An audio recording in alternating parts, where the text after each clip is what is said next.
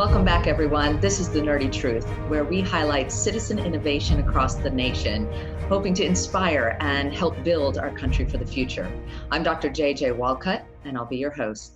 Today, we're going to be talking to someone from Colorado.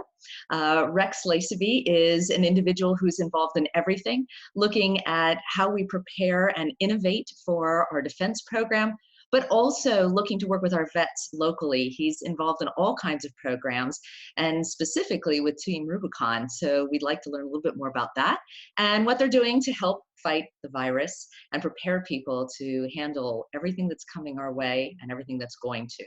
So let's go ahead and bring him in. So I see you've got a great background. You haven't actually been outside, but you can at least pretend to play that on YouTube. I've been outside about 3 to 4 days a week doing stuff with Team Rubicon and Cultivate. So let's just dive right into that. I'll have you introduce yourself.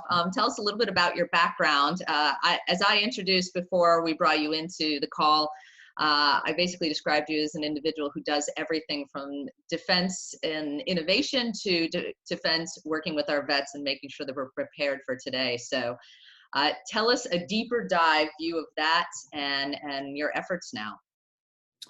So work stuff, you want work stuff and volunteer stuff? Sure, yeah.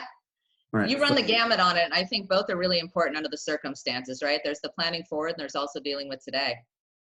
All right, so 21 years, active duty Marine Corps, retired, came back to CU Boulder where I got my commission, worked for University of Colorado Boulder doing transitional and career development assistance for veterans, where I started getting connected with the local veteran community and the state veteran community.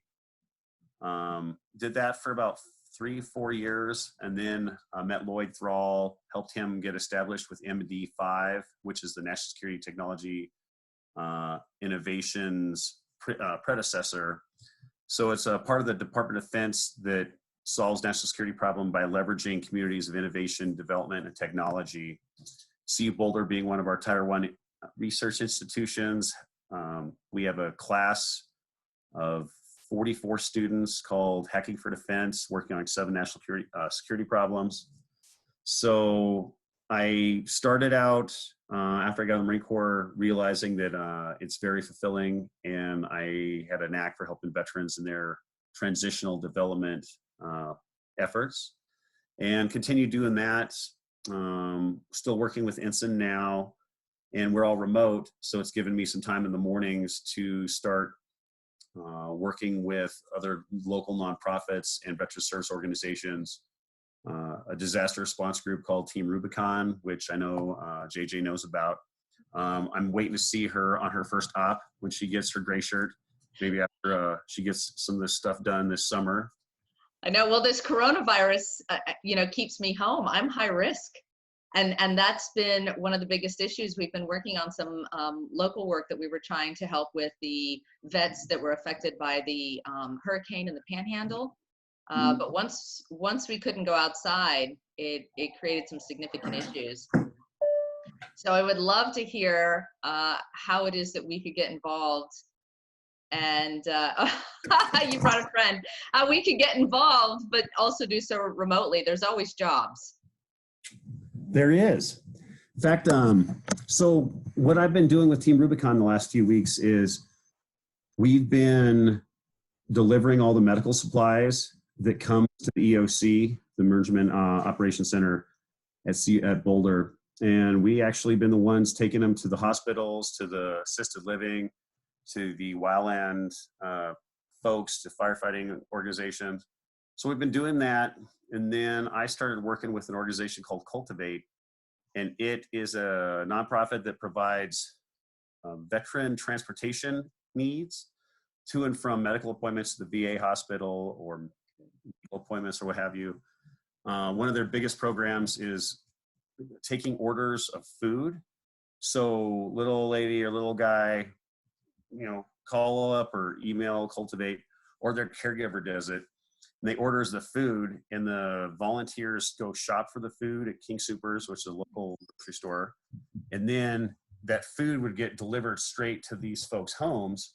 And I got involved with them and said, hey, why don't we add another step and have my Team Rubicon folks take every single item that's in this order and clean all the items with a cleaner that's actually been tested against the virus, put it in a new bag, and having a sterile driver deliver it. So we're doing everything we can to mitigate the contamination or possible transmitting of the pathogen. So we've been doing that. And we, in fact, sorry, my dog is trying to, Goose wants to be part of the interview. She likes digging in the bowl.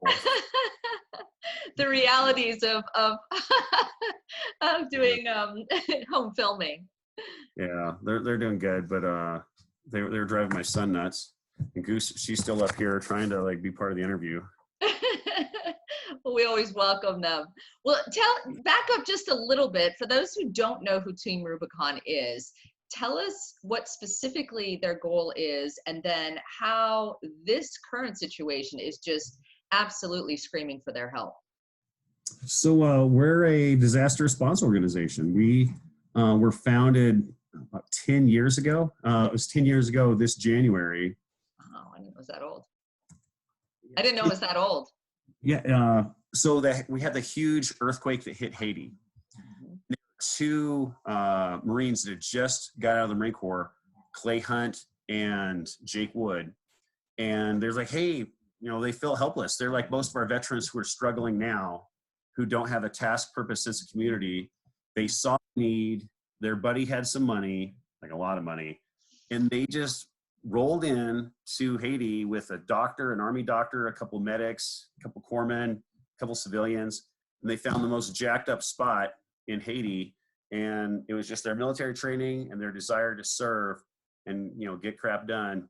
And they set up triage, and they set up sanitation, and they set up an LZ, and they did needs assessments and medical treatments and, water purification. And they just took care of everything. These folks were like, hey, who are you guys? And we're like, we're just a bunch of veterans that want to get stuff done and help out. So that's how, we started. We started there, and it's a veteran-led organization that, is here to serve in any disaster. And in fact, I'm bringing up something right now I can share. Oh, please do. I'm gonna go. Yeah, I mean, if there's one thing I learned going around the country, I don't think I've gotten to talk to you about it. I had the pleasure of meeting with General Mattis about this, and I said, if there's one thing I've learned, it's that our folks in military service understand mission goal, how to do, as you put it, the needs analysis, figure out how to triage, plan, and execute.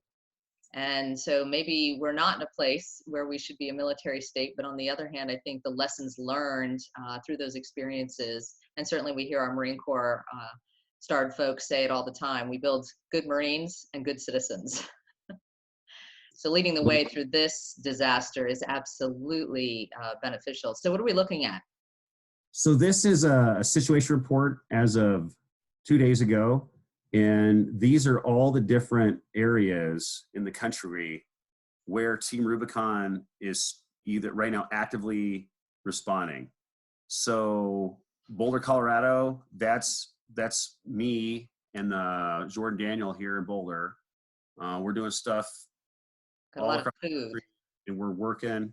So we're delivering medical supplies. We're cleaning food for our elderly. We're actually bringing food to homeless or very struggling veterans. So, and this is just, something that Team Rubicon has done. This is all for anybody who's a gray shirt, is someone who has signed up, said that, hey, they want to help. They want to be a volunteer. About 114,000 volunteers, I think we have now, since 10 years. And this was just where we were a week prior to that. You see the difference. Yeah. Giving information. You have to be a member of Team Rubicon to be on this website. Oh, this is actually us right here. This is the EOC in Boulder. And then we have the flyover. So, Facebook has a bunch of stuff, but it's an organization that just wants to help. We're talking about hiring. We're trying to help folks. We've actually got some grants. We're expanding into different parts of Colorado, hiring people, partnering with community food shares. This is my team right here. This is Courtney, who's been helping me for the last few days. New gray shirt. She's actually inventorying all the supplies we got from the University of Colorado Boulder. Nice. And then these are the same supplies that we're delivering. And that's my boy Ryan Airy and Jordan Daniel. This is we're all wearing face masks and everything now. But this is some of the stuff that Team Rubicon is doing in our community. So instead of me just sitting here all day not being essential, trying to help out, Jake Wood, our CEO and co-founder of TR, say, hey, let's just take this as a neighbors helping neighborhoods approach. I know they've set up some field hospitals in California. They've done, larger, big scale things that require a lot of heavy lifting, and we can bring that. We have a lot of young men and women who are mostly veterans or civilians who just want to go and get done. We're, more likely to get the disease because we're running around, but we're all wearing face masks and we're washing our hands. And we're cognizant of the PPE we have on, and we're trying to help those folks that are, a little bit older folks that should stay home because they're more likely to get the virus. So to close out, let me ask you two key questions. Number one, how do you expect this to affect the vet population differently than the regular population? Because they are going to have some higher risks in some of the categories. On the other hand, perhaps their forward thinking will also matter. And number two, how could somebody like me get involved that can't go out and do face-to-face work? I'm too high risk to be out in public at all. So I am in total lockdown, but would love to help. So those are my two last questions. So I think it's like the double-edged sword here. It gives more folks a chance to do something. For instance, Courtney, her internship gone. So Courtney, my gray shirt, female, the blonde hair, she finds herself in a position that she has all day to do nothing. Luckily, she can live with her parents here at CU or in Boulder. She's already graduated. She's just going to do this internship while she's getting her master's. And she's able to go and help, and she's able to go and fill a need and go be useful, which is making her feel that she's still important. Well, and there's also those other folks, maybe they're, highly introverted and they have to stay home and they can't be out helping. And that's when you got to start worrying about the mental health aspect of it. Mm-hmm. Are these men and women who are amazing, who thrive in this great environment, which is Team Rubicon? Well, now they can't be with their buddies. They got to be at home, and they're getting stir crazy. And that's the one piece. And you'll see a lot of civilians doing, everyone's doing it. Buddy checks. Hey, how are you guys doing? Setting up virtual happy hours, just talking back and forth, just checking to see how each other are. That's the aspect of the first question, that it's helping some people, give back. It's, folks that don't normally get to help do a TR event on a weekday can be involved. I'm more of the, along the lines on the weekends, I'm not doing anything TR related, trying to spend more time with family, because there's a lot of TR folks who want to help during the week, but they have a essential job. And Saturday we're delivering 200 orders to all over Boulder County. Wow. So the second question you had is, how can someone like you, who really wants to help, a patriot, a proud mom, friend of the veteran, all those great attributes that make me happy to spend time on this interview, how can you help? Well, you can, spread the word. You can donate money. You can find your buddies who have got a lot of money and have them donate some of their big. There's folks who need food. There's folks who need. We're still, I think. Sorry, go beat the dogs. There's so many folks that can help financially, or with their own labor. Just however you want to help. Following on social media, posting, let people know about them. Gray Shirt's happy to tell another older folks about being a Gray Shirt, because we want people to join. It's a great organization. Well, thank you so much for joining us, and we hope to get an update in a couple months. And I hope to see you get all your stuff done. If I actually start, I should bug you once a week. You made the mistake of giving me your personal cell. So I got your handle, your Instagram, your Facebook. I got your email. I even got your daughter's information. I'll just bug all of them. Sign up.